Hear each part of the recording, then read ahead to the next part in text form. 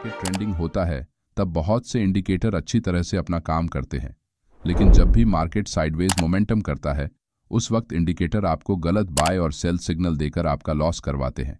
ऐसे समय sideways market में बार बार ट्रेड में एंट्री करने से बचने के लिए आप प्राइस एक्शन के साथ बोलिंजर बैंड इंडिकेटर का उपयोग करके अच्छा प्रॉफिट बना सकते हैं। चलिए आज हम इस वीडियो में बोलिंजर बैंड इंडिकेटर को किस तरह इस्तेमाल करना है इसके बारे में विस्तार से जानते हैं। बोलिंजर बैंड इंडिकेटर को अपने चार्ट पर लगाने के लिए सबसे पहले ट्रेडिंग व्यू वेबसाइट ओपन करें। बाद में इंडिकेटर सेक्शन में सर्च बॉक्स में बोलिंजर बैंड टाइप करके उसे सिलेक्ट कर ले। ये इंडिकेटर आपके चार्ट पर इस तरह दिखाई देगा। हमें बोलिंजर बैंड की सभी डिफ़ॉल्ट सेटिंग्स को वैसे ही रखना है। बोलिंजर बैंड इंडिकेटर में बीच में दिख रही इस लाइन को 20 पीरियड मूविंग एवरेज कहते हैं। ऊपर और नीचे दिख रहे इन दो लाइंस को अपर बैंड और लोअर बैंड कहते हैं।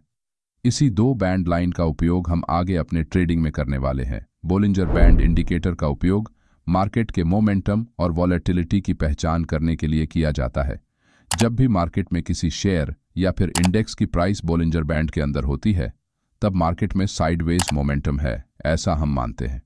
लेकिन जैसे ही मार्केट में कोई ट्रेंडिंग मूव आता है तब प्राइस बोलिंजर बैंड को तोड़कर बाहर निकल जाती है। उस समय मार्केट में स्ट्रॉन्ग अपसाइड और डाउनसाइड मूव आता है। ट्रेंडिंग मार्केट में ट्रेडिंग करके प्रॉफिट बनाना आसान होता है, लेकिन साइडवेज मार्केट में ट्रेडर बार बार ट्रेड में एंट्री एग्जिट करते हैं और अपना नुकसान करवा लेते हैं। उससे बचने के लिए हम बोलिंजर बैंड का दो मेथड से इस्तेमाल करेंगे। Method 1, Bollinger band acts as a support and resistance. Method 2, Bollinger band overbought and oversold area. Method 1, Bollinger band acts as a support and resistance. जब भी मार्केट में साइडवेज ट्रेंड होता है उस समय हम बोलिंजर बैंड को पॉसिबल सपोर्ट और रेजिस्टेंस एरिया की पहचान करने के लिए इस्तेमाल करते हैं।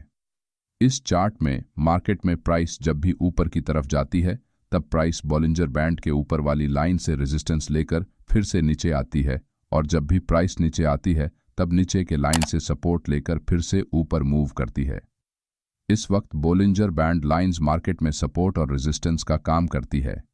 इस सेटअप को और अधिक एक्यूरेट बनाने के लिए हम प्राइस एक्शन में बन रहे की लेवल्स का उपयोग करेंगे, क्योंकि सिर्फ इंडिकेटर के भरोसे हम ट्रेड में एंट्री नहीं लेंगे। यहाँ इस चार्ट में प्राइस बोलिंजर बैंड के अंदर ट्रेड कर रही है, इसका मतलब मार्केट में अभी साइडवेज मोमेंटम है। इसके साथ साथ प्राइस बार बार इस सपोर्ट लाइन को टच कर कर ऊपर की तरफ निकल रही है और फिर से वापस नीचे आ रही है। ऐसे वक्त हम बोलिंजर बैंड और प्राइस एक्शन में बन रहे सपोर्ट और रेजिस्टेंस को साथ मिलाकर अच्छी ट्रेड अपॉर्चुनिटी ढूंढ सकते हैं। यहाँ इस चार्ट में प्राइस एक ही रेंज में ट्रेड करते वक्त बार बार नीचे इस लाइन में सपोर्ट बना रही है और ऊपर जाते समय इस लाइन से रेजिस्टेंस फेस करते हुए वापस नीचे आ रही है। उसी वक्त प्राइस बोलिंजर बैंड के दोनों लाइंस का सपोर्ट और रेजिस्टेंस के रूप में इस्तेमाल करते हुए दिखाई देगी।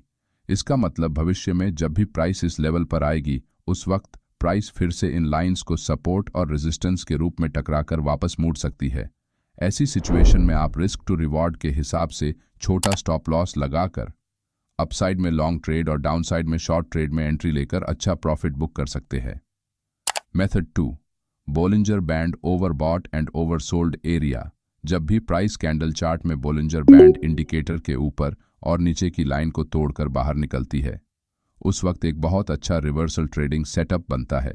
इस चार्ट में एक स्ट्रॉन्ग अपट्रेंड के बाद प्राइस यहाँ बोलिंजर बैंड के ऊपरी लाइन को जैसे ही तोड़ती है उस वक्त प्राइस ओवरबॉट जोन में चली जाती है और यहाँ से पॉसिबल रिवर्सल ट्रेड की बहुत अच्छी अपॉर्चुनिटी बनती है। आप छोटा स्टॉप लॉस लगाकर यहाँ से शॉर्ट ट्रेड में एंट्री कर सकते हैं और इस पॉइंट पर मार्केट में ऊपर की तरफ एक रेजिस्टेंस जोन और नीचे की तरफ सपोर्ट जोन बनाकर प्राइस दिन भर इसी एरिया में मूव करती है।